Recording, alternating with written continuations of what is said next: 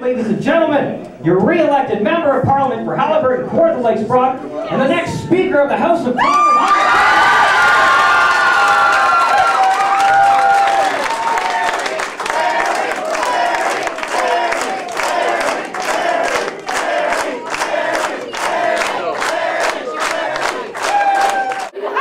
I feel great. This has been a tough campaign, and it's been really hard to predict what was going to happen. But to win the riding is obviously a great thrill. And as I was saying to my campaign manager, Jamie, his wife Julia is 8.5 months pregnant, and we said that, that child will be in school before the next campaign in this riding. And I think the people have spoken, so to speak. It's great to live in a democracy, and I think that now we need to go back to work as a majority Conservative government to do what's right for Canada. Most of the local issues are really part of the national issue. When we talk about jobs in the area, that's a key priority for a lot of people, and jobs in our area is not separated from the national economy. And we've said a low-tax environment, spend on infrastructure, keep the Canadian economy strong. All of those things are important.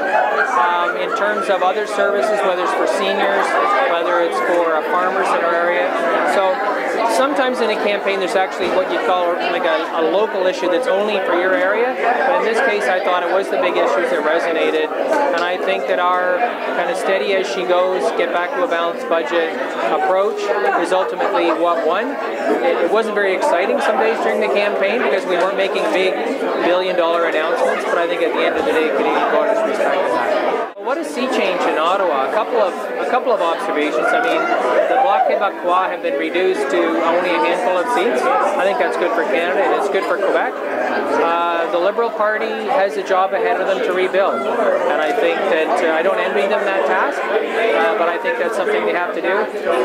There's two really big parties going on tonight, one at Stephen Harper's place, and I'm sure the other one at Jack Layton's place. So this is big for the NDP.